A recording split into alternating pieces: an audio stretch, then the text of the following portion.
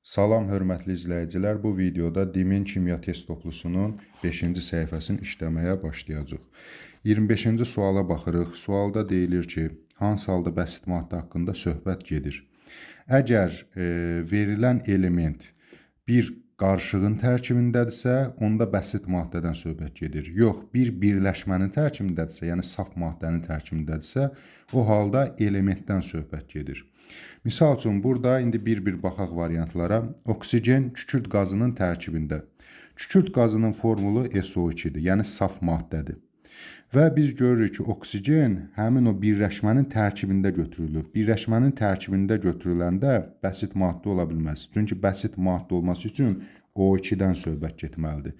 Burada isə O-dan söhbət gedib, yəni elementdən söhbət gedib. Ona görə də saf maddənin içərisində olduğu üçün, birləşmənin içərisində olduğu üçün A bəndi deyil. Keçirik B bəndində. Mis kuporosunun tərkibində. Mis kuporosu da saf maddədir və onun formulası var. Kuprum SO4 5H2O şəklində formulası var. Burada mis ayrıca bir element kimi burada tərkibində götürülüb. Yəni belə deyək də, tək başına bir maddə kimi götürülməyib ki, biz ona deyək ki, bəsit maddədən söhbət gedir. Birləşmənin içərisində götürüldüyü üçün burada elementdən söhbət gedir, bəsit maddədən yox. Keçək C bəndinə. Azot havanın tərkibində. Hava isə saf maddə deyil. Bunlar saf maddə idi, birləşmə idi. Amma hava qarışıqdır, saf maddə deyil. Saf maddə olmadığına görə, yəni mənası odur ki, hava nədir? Azot qazıdır, oksigen qazıdır və digər qazlardan ibarət qarışıqdır. Azot havanın tərkibində ayrıca N2-dən söhbət gedir. N2 də bəsit maddədir. Deməli, doğru cavab C bəndidir. İndi D-yə də baxaq, fərqini bir daha aydınlaşdırmaq üçün. Azot nitrat turşusunun tərkibində. Nitrat turşusu saf maddədir, yəni kimyəvi birləşmədir və formulası var. HNO3. Azot nitrat turşusunun tərkibində N şəklində, yəni element şəklindədir. Bəsit maddə deyil. N2 olsaydı ayrıca N2 bəsit maddə olacaqdı. Tərkibindəki bir element olduğu üçün deməli bu elementdən söhbət gedir və s. Bu siyahını uzatmaq olar. 26 da bənzər sualdır, amma bu dəfə əksin deyir. Deyir ki, hansı halda hidrogen bəsit maddə kimi deyil, kimyəvi element kimi götürülüb. İndi bir-bir baxaq. Burada hidrogen suyun tərkibinə daxildir. Suyun formulası var, saf maddədir, H2O. H2O-nun içərisində H element kimi götürülüb. Bəli, onda A variantı doğrudur. Çünki bizdə elementi soruşur. Amma digərlərinə baxsaq, onda elementdən yox, bəsit maddədən söhbət gedir. Misal üçün, hidrogen ən yüngül qazdır. Burada H2-dən söhbət gedib. Hidrogen oksigenlə reaksiyaya girir. Burada da yenə H2-nin belə deyək də xüsusiyyətindən söhbət gedir. Reduks edicidə yenə H2-dən söhbət gedir. Hidrogen və o guruldayıcı qaz əmələ gətirir. Burada da H2-dən söhbət gedir. Yəni H2-dən söhbət gedilən yerdə bəsit maddədir.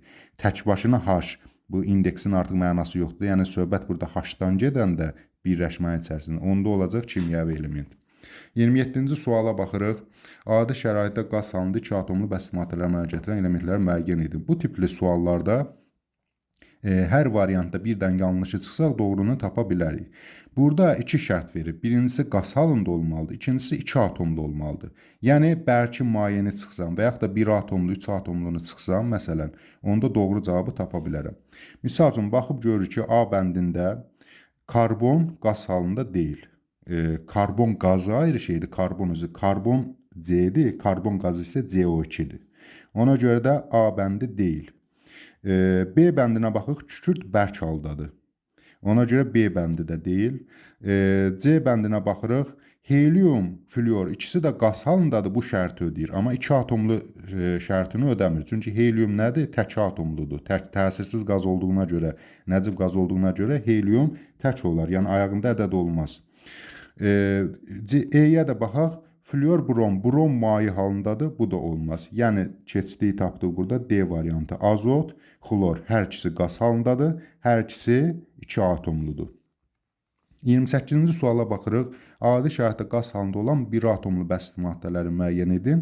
Təbii ki, burada qaz halında 1 atomlu bəsit maddə deyirsə, yəni təsirsiz qazlardan söhbət gedir, nəcib qazlardan söhbət gedir.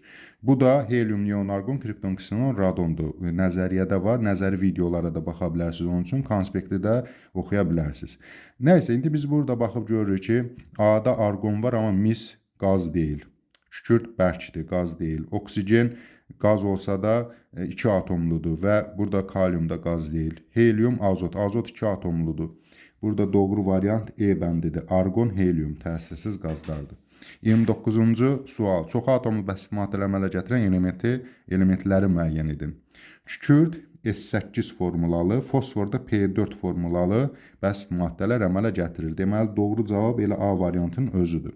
Burada arqon, neon, helium bunlar tək atomludur. Hərəsindən birini çıxsaydıq, bunların hamısının səhv olduğunu müəyyənləşdirə bilərik. 30-cu suala baxırıq. Müxtəlif cinsli qarışıqları müəyyən edin. Keçən dəfəki videoda da dedim, müxtəlif cinsli nə deməkdir? Yəni, onun tərkibindəki hissələri biz gözümüzlə və yaxud da ki, adi mikroskopla ayırd eləyə bilirik. Misal üçün, baxaq, kükürdü suya qatanda və ya təbaşiri suya qatanda, o halda kükürd və təbaşir suda həll olmayacaq. Ona görə də biz, məsələn, stəkanın içərisində kükürdü görəcəyik, təbaşiri görəcəyik və yaxud da qumu, nə bilim, cili görəcəyik. Görürüksə, deməli, bunlar müxtəlif cinslidir. Yəni, doğru cavab 2-4-dür. Amma xörək duzun şəkəri suda həll eləyəndə sanki duz, şəkər yoxa çıxır. Yəni, yoxa çıxmır əslində, xırda hissəcikləri bölünüb paylanır, ona görə gözlə görmürük. Gözlə görmürüksə, olur eyni cinsli. 31-ci suala baxaq da eyni təkrar eləmirəm nəzəriyyəni, birbaşa cavabları tapaq. Glukoza su həll olur, eyni cinslidir. Xörək duzu su eyni cinslidir. 1 ilə 3-dür burada cavab. Amma neft, qum suda həll olmaz, müxtəlif cinsli olar. Doğru cavab E bəndi. Qarışıqları müəyyən edin. Qarışıqlar burada şəkər saf maddədir. Hansının ki formulası var, o saf maddədir. Məsələn, şəkərin formulası var, saf maddədir. Amma hava ilə benzin isə qarışıqdır. Havada misal üçün azot qazı var, oksigen qazı var, fərqli qazlar var. Benzində tərkibində fərqli alkanlar var, karbohidrogenlər var. Ona görə də bu ikisi qarışıq götürülür. 2-3 doğru cavab A variantı. 33-cü suala baxaq. Saf maddələri müəyyən edin. Burada saf maddələr deməli oksigendir. Oksigenin çünki formulası var, saf maddədir. Bir də sirkə turşusudur. Bunun da formulası var, saf maddədir. Amma benzin bayaq dediyimiz kimi müxtəlif karbohidrogenlərin qarışığıdır. Ona görə saf 1-3 doğru cavab A variantına uyğun gəlir. 34-cü suala baxırıq. Bəsit maddələri müəyyən edin. Bəsit maddələr odur ki, tərkibində eyni element atomları olsun.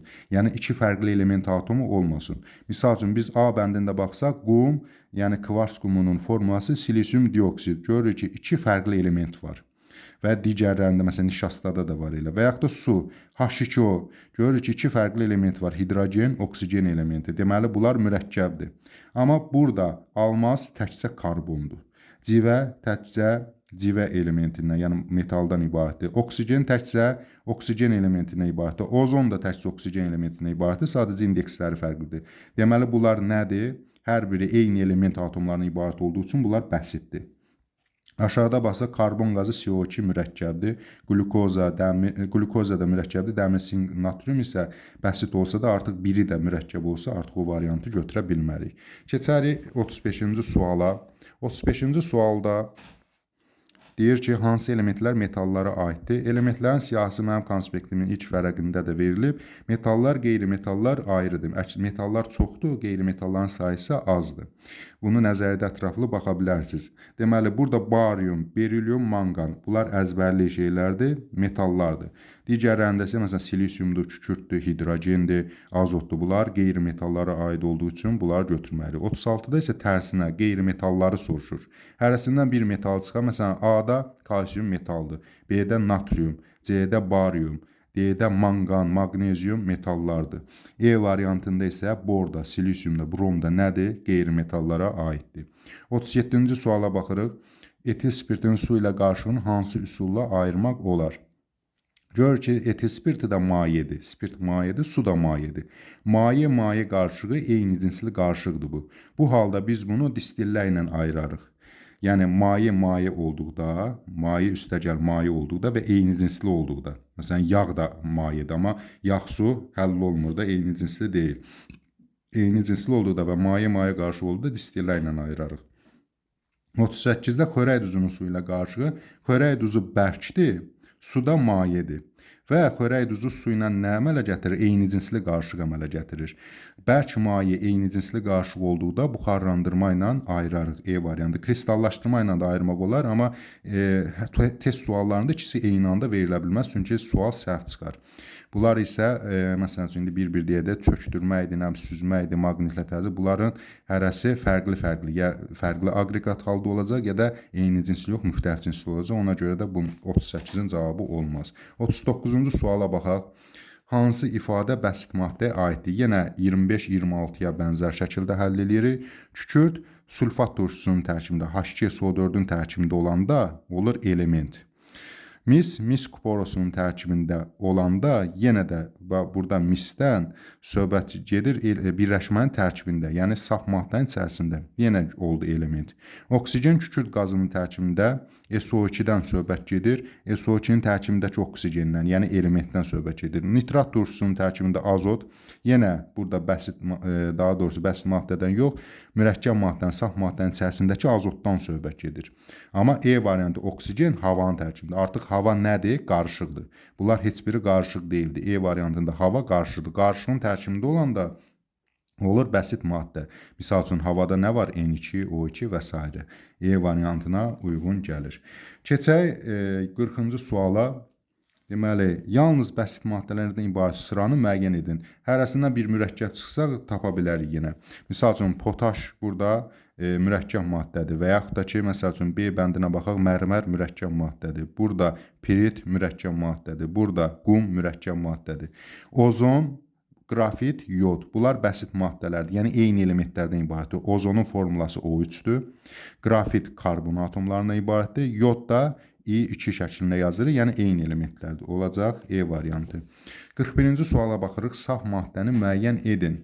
Burada saf maddə hansının ki formulası var? Olacaq saf maddə. Misal üçün O3 formulalı ozon saf maddədir.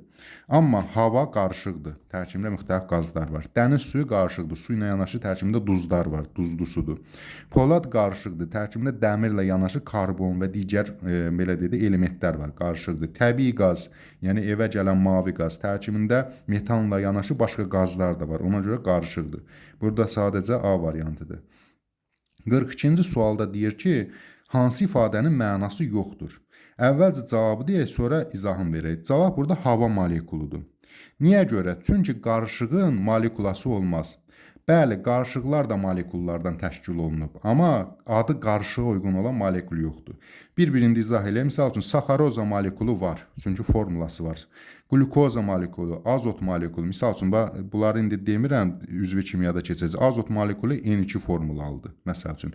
Benzol molekulu, müəyyən bir formulası var. Yəni, bunların hər birinin formulası var. Ona görə onun molekulu ola bilər. Hava molekulu isə, yəni adı hava olan molekul yoxdur. Hava qarışıqdır. Havanın tərkibində oksigen qazı var, azot qazı var, digər qazlar var. Oksigen molekulu deyə bilərik, azot molekulu deyə bilərik, amma hava molekulu deyə bilmərik. Çünki adı hava olan maddə yoxdur. Belə deyək də, maddə var, qarışıq halda maddə var. Molekul yoxdur. Bu o demək deyil, havada molekul yoxdur. Hava molekullardan təşkil olunub, amma hava molekulu yoxdur. Altda isə 43-cü sualda isə tərsinə hansı ifadənin mənası var? Deməli, burada saf maddənin molekulunu götürsə mənası var. Qarışıqda isə mənası olmayacaq. Məsələn, kerasin qarışıqdır, onun molekulu olmaz. Hava qarışıqdır, molekulu olmaz. Neft qarışıqdır, təbii qaz qarışıqdır, o olmaz. Amma glukoza saf maddədir, onun molekulu olar, çünki onun formulası var. E variantı. 44-cü suala baxırıq. Suda həll olan mayələri suda məhluldan hansı üsulla ayırmaq olar?